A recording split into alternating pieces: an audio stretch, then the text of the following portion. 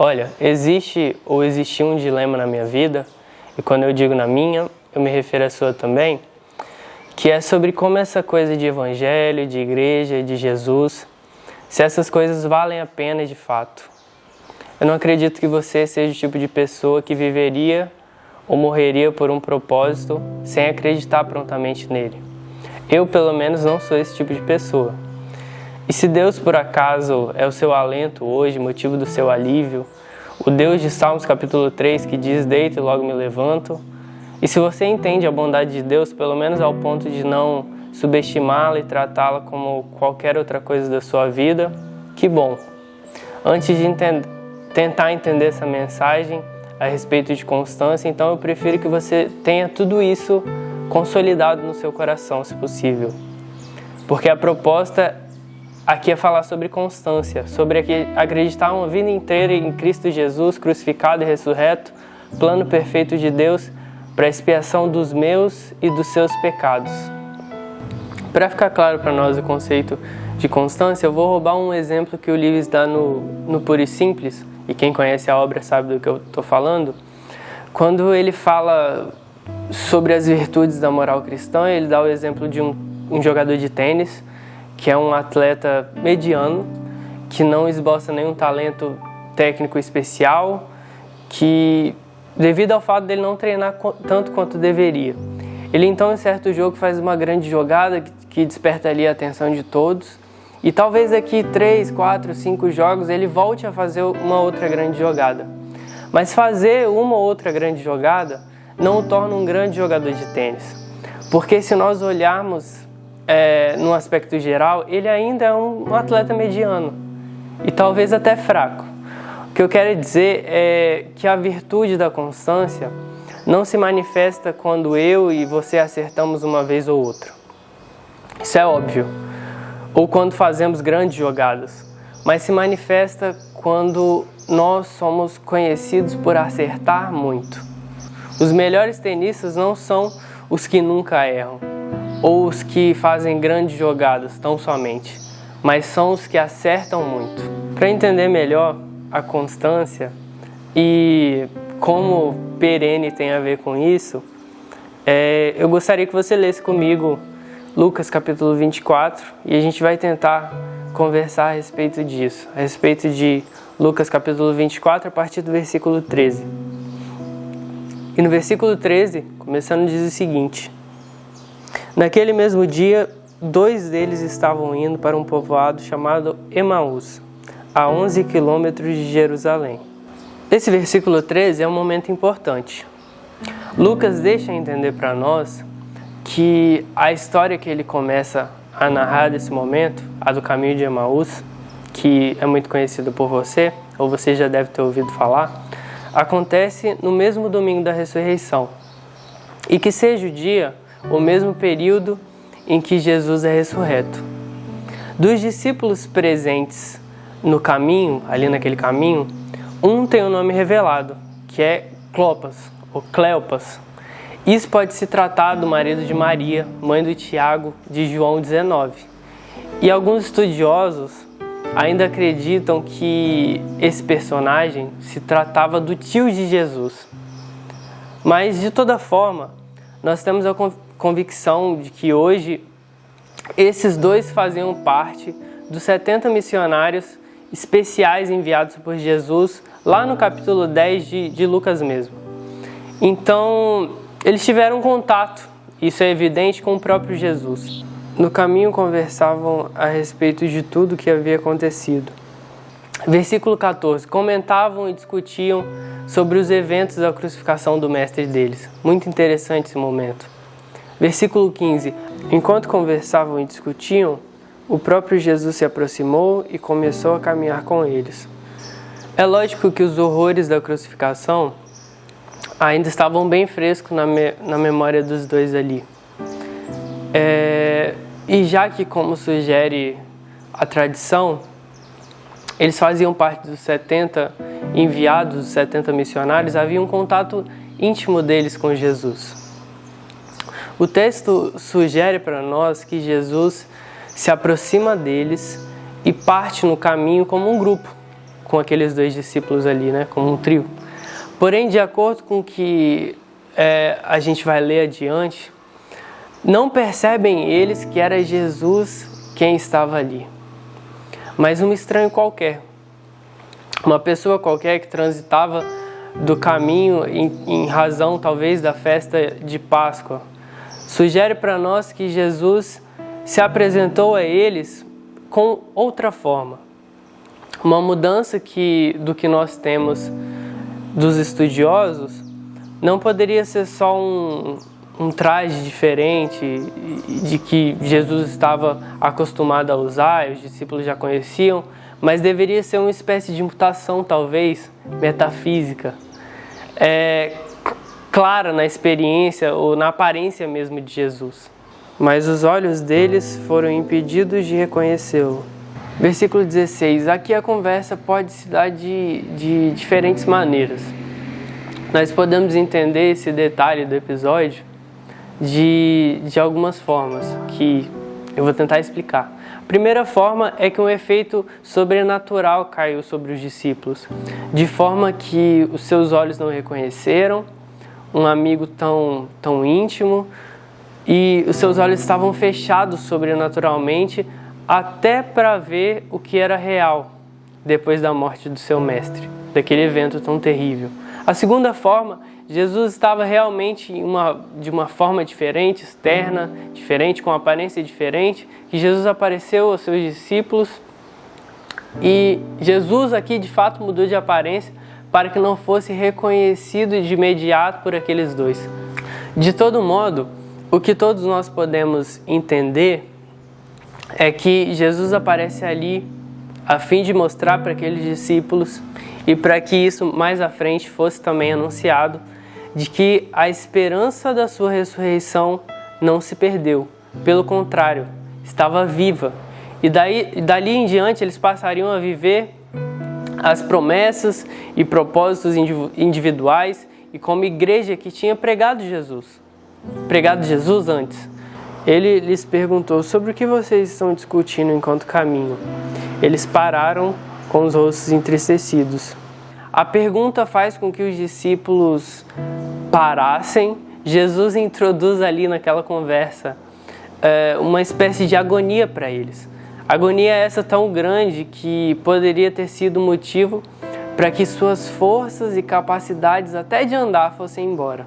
Mas o que responderiam sobre o tal Jesus crucificado? Como usar as palavras? Como escolhê-las para aquele momento? Como explicar quem era seu mestre e o que aconteceu com ele? Um escritor de quem eu gosto muito começa um dos seus contos com uma frase que eu gosto bastante e diz o seguinte: as coisas mais importantes são as mais difíceis de dizer. São coisas das quais você se envergonha, pois as palavras reduzem as coisas que pareciam ilimitáveis quando estavam dentro de você à mera dimensão normal quando reveladas.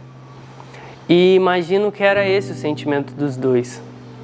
Então eles continuaram usando palavras naquele momento, naquele estado, palavras de melancolia, que indica o texto, e é o grego, né, do texto de Lucas, tendo em vista que tais acontecimentos são narrados possivelmente por um daqueles dois discípulos diretamente. Tudo indica que fosse Cleopas para Lucas, e como é identificado no texto, né, talvez esperassem que aquela conversa pudesse eliminar todas as questões que os afligia, como nós fazemos no momento de luto, de tristeza. Ou pode ser também que estivessem pensando naquele momento sobre a frequência com que as pessoas nos perguntam coisas que nós não queremos responder ou que nós simplesmente não sabemos responder. Um deles, chamado Cleopas, perguntou-lhe: você é o único visitante em Jerusalém que não sabe das coisas que ali aconteceram nestes dias? Cleopas ali pensava que Jesus era um estranho, vindo de qualquer parte da Judéia e aldeias perto, né, por conta da festa da Páscoa que acontecia. Muito provavelmente Era comum o trânsito de pessoas no período que antecedia e sucedia a festa de Páscoa, em todos os caminhos, né, possíveis adjacentes ali. Porém, a fala do discípulo é de espanto, já que até um forasteiro deveria saber da morte de Jesus de Nazaré, que era para aquele mundo, para aquelas pessoas ali, até para a consciência do mais descrente, no mínimo, um profeta. Alguns outros estudiosos, e não são a maioria, indicam que o que a frase significa é que talvez Jesus, como estranho aos olhos dos discípulos, estivesse morando sozinho. Uma tradução possível para o contexto seria mais ou menos: tem estado a habitar sozinho, sem outra companhia? Sendo essa ou não o entendimento ideal para o texto, nós entendemos que pareceu não haver uma vida mais solitária que a de Jesus. Ele, Senhor do Universo, nos ensinou sobre o escapismo perfeito. Não esse que nós tentamos escrever sobre ou idealizamos sobre como seria ou lemos nos livros de filosofia, mas um que só Ele poderia praticar. Mesmo assim, Jesus deixou o exemplo para que nós tentássemos pelo menos. Lucas 5, capítulo 5, versículo 15, diz o seguinte: Todavia as notícias a respeito dele se espalhavam ainda mais, de forma que multidões vinham para ouvi-lo e para serem curados. Versículo 16 diz: Mas Jesus retirava-se para lugares solitários e orava. Um dos segredos que Jesus nos ensina para viver uma vida de constância é a oração. Não tão somente a oração, mas a oração solitária. Aquela que acontece com sinceridade, que não existem filtros morais e escolhas de palavras que poderiam incomodar talvez o nosso irmão do lado. O ministério de oração de Jesus era alimentado com vigor e com anseio. Em João 17, em uma das suas orações, como discurso de despedida, antes de ser levado para ser crucificado, um dos momentos assim de mais tensão e agonia de Jesus, foram direcionados ao Pai as palavras do versículo 3 que dizem: E a vida eterna é essa, que conheçam a Ti, o único Deus verdadeiro, e Jesus Cristo, aquele que Tu enviaste. Conhecer a Deus e a sua eternidade, já que estamos falando sobre ser perene no Antigo Testamento, é algo que nós podemos chamar de ético e prático. Quem fazia a vontade de Deus o conhecia. E essa percepção continua também no Novo Testamento. Porém, acrescenta para nós que conhecê-lo é possível através do Espírito Santo e das Escrituras. O conhecimento de Deus é verdadeiro não só quando é intelectual ou só espiritual, mas quando é experimental. E já que eu e você aceitamos Ele como Senhor e Salvador das nossas vidas, nós temos tudo isso. Portanto, orar é uma das maiores provas de que a constância existe na sua vida. Que coisas? Perguntou ele. O que aconteceu com Jesus de Nazaré? Responderam eles. Ele era um profeta, poderoso em palavras e em obras diante de Deus e de todo o povo.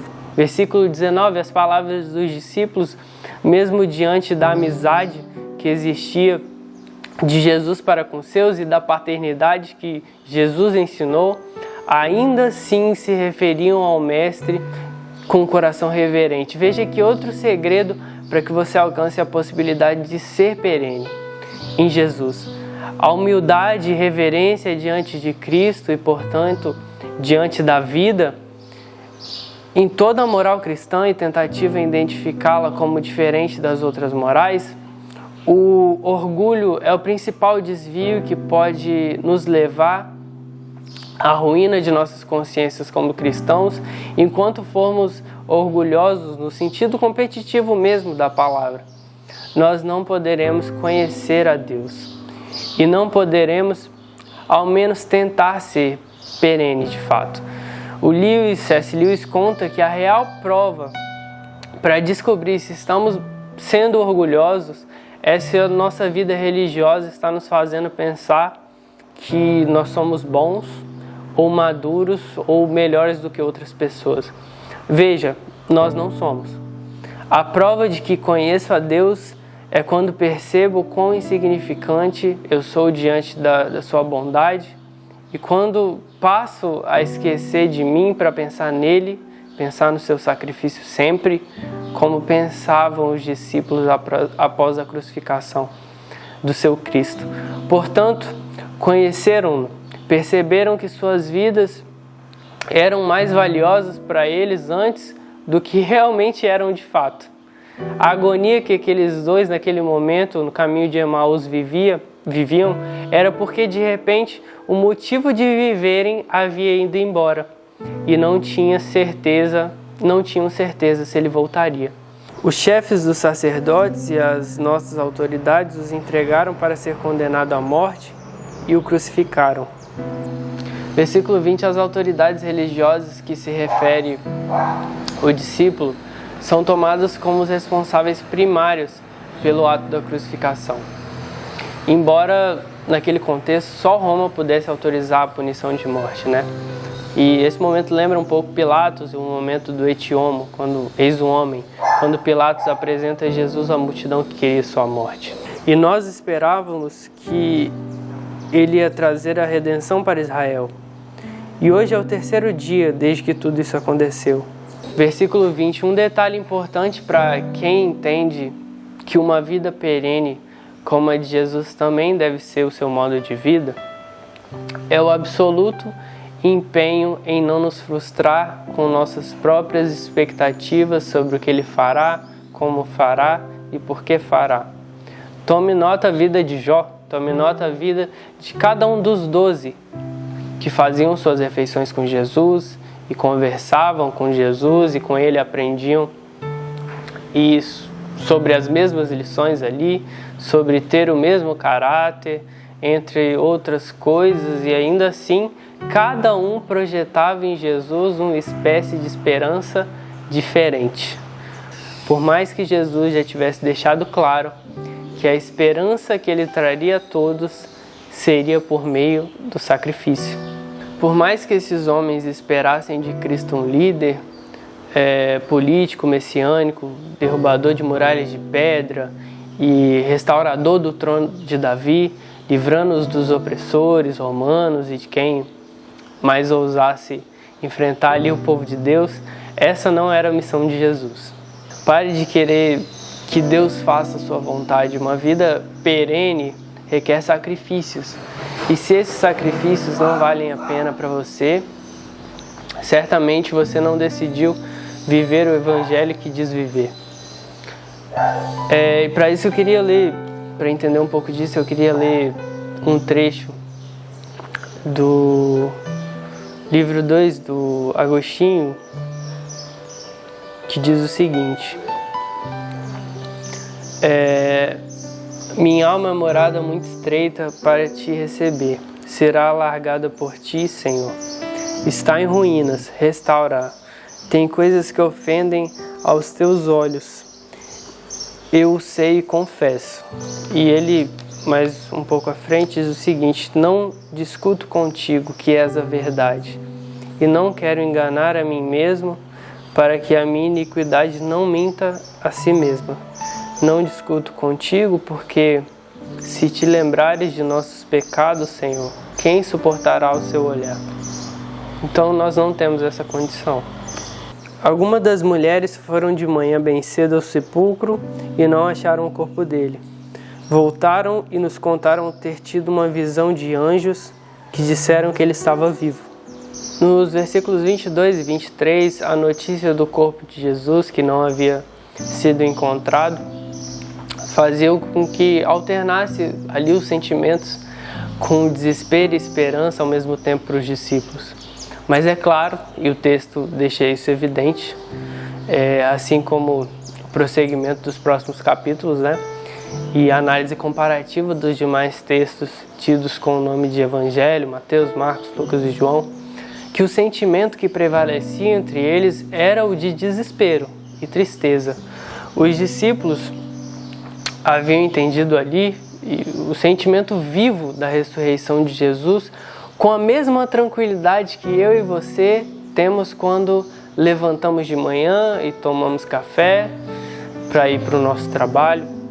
E seus corações tinham certeza da ressurreição, assim como eu e você temos certeza da sua volta para nos buscar. Mas nós não fazemos nada a respeito. Existe lá no fundo uma voz gritando dentro de nós, um incômodo plástico, diário, que nos diz que o fim está próximo e que medidas devem ser tomadas. Mas nós não temos reação. Alguns dos nossos companheiros foram ao sepulcro e encontraram tudo exatamente como as mulheres tinham dito, mas não o viram. Ele lhes disse: como vocês custam a entender e como demoram a crer em tudo que os profetas falaram. Não devia o Cristo sofrer essas coisas para entrar na sua glória? Versículos 24, 25 e 26, aqui Jesus de alguma forma começa a repreendê-los, de maneira que explicou-lhes que tudo o que estava acontecendo parecia estar em conformidade com aquilo que o Cristo dele já havia os prometido, né? Que estavam de acordo com o que os profetas já haviam profetizado no Antigo Testamento. Veja que toda a promessa messiânica era comum e clara para aqueles discípulos, em matéria só. Eles entendiam as profecias e entendiam as promessas, mas no estado de tristeza que se encontravam, havia um obstáculo para a fé daqueles homens. Mesmo que já tivessem presenciado as maravilhas que Jesus havia feito, os milagres, você, como entendedor da promessa e crente no Espírito Santo de Deus, como atuante na sua vida, em todos os aspectos, pode estar passando por essa espécie de anestesia. Algo que não permite que a sua fé permaneça constante de fato. Mas a palavra é para que você persevere nessa esperança, porque ela é a única que te resta. É a única que me resta também. E começando por Moisés e todos os profetas, explicou-lhes o que constava a respeito dele em todas as Escrituras. Versículo 27, Jesus naquele momento então começa a expor as Escrituras para os discípulos, ensinando-lhes a ter o que já haviam, a ler o que haviam lido e entender o que poderiam entender, que não poderiam entender sem a ajuda do Mestre e dos segredos da sua mente divina. Daqui vem a palavra hermenêutica que nós tanto conhecemos e ouvimos. Alguns eruditos pensam que Jesus, ao invés de explicar algumas passagens isoladas do Antigo Testamento, ele estava explicando ou dando um panorama geral do Antigo Testamento para o que os discípulos ali precisavam ouvir, que era sobre essa esperança. De todo modo, Jesus toma outra forma, questiona-os a respeito do que eles já sabiam e resolve dar veracidade à palavra do Antigo Testamento. Essa pode ser uma mensagem para aqueles também que acreditam que o Antigo Testamento é só um livro de entendimento cultural, que não há sequer resquícios de uso prático para nós nos dias de hoje, como eram nos tempos de Jesus, o que me parece um erro. Ao se aproximarem do povoado para o qual estavam indo, Jesus fez como quem ia mais adiante. Versículo 28, aqueles dois discípulos haviam acabado de conhecer um homem estranho, mas tão sábio em palavras que os revelava com tanta maestria os segredos das Escrituras. Talvez permanecer constante, e esse talvez carrega um com certeza muito gigante para mim, talvez não para você, mas permanecer constante tem a ver também com quem você decide acompanhar na sua vida cristã. Quem são aquelas pessoas que você quer manter por perto? E se essas têm condição de agregar na sua vida espiritual. E eu também queria ler outra passagem, dessa vez do livro 3 do Confissões, E ela diz o seguinte, assim que eu achar.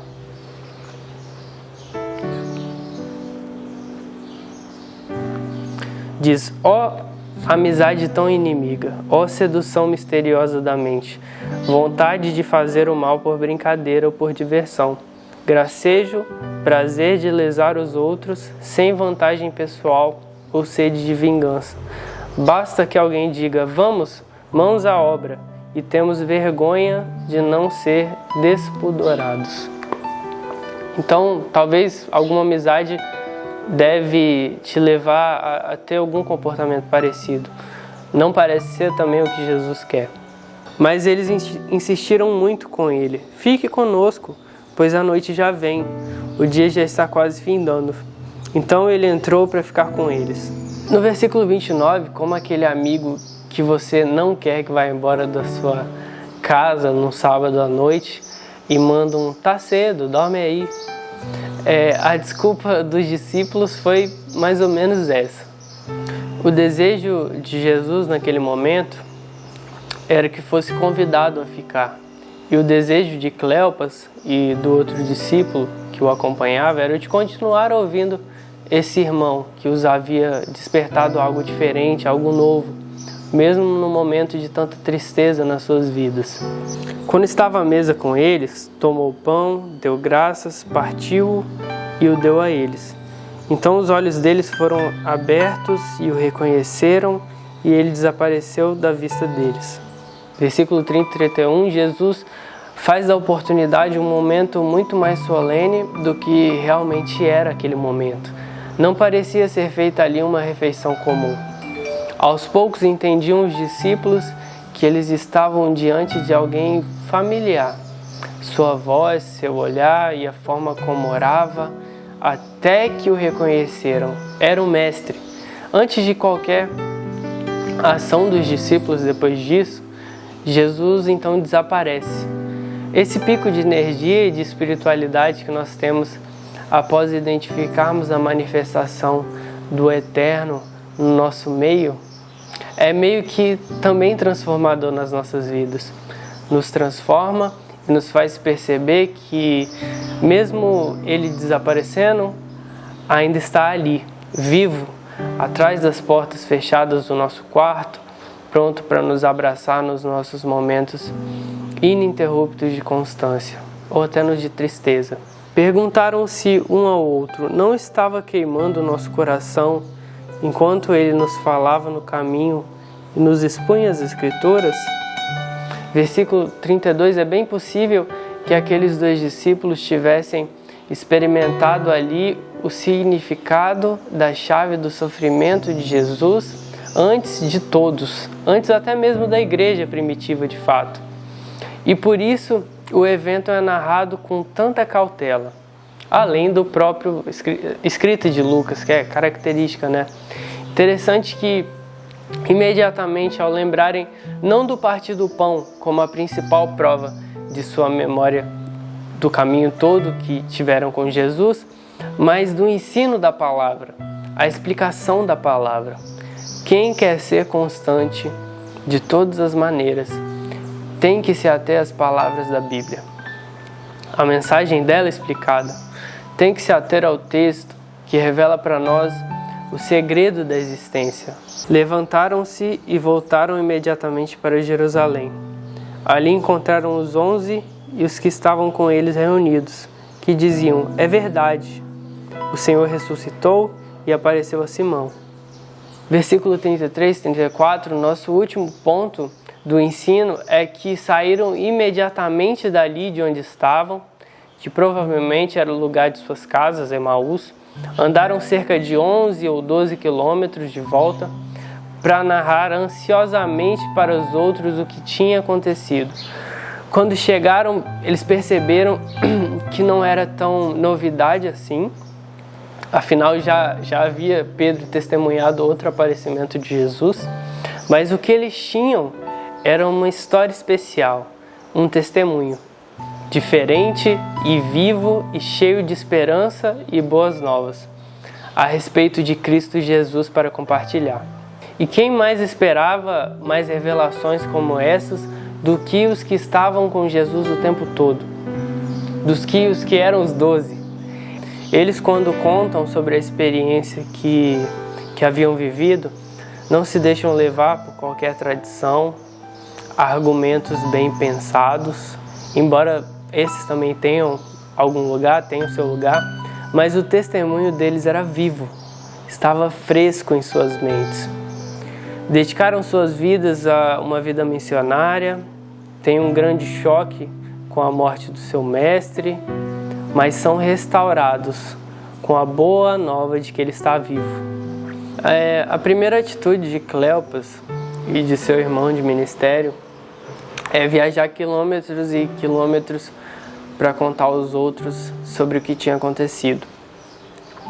Como faz também o gadareno, como faz quem Jesus até pediu para não fazer, mas eles fizeram. Porque o milagre é vivo todos os dias na minha e é vivo na sua vida também, é constante. Basta que você e eu, todos os dias, ao acordarmos, lembremos de sentar à mesa com Jesus para participar desse partir do pão. Para que a minha e a sua memória enxerguem a cruz de Cristo e mais ainda a vitória que a sucedeu. Portanto, que nós sejamos constantes em Cristo Jesus.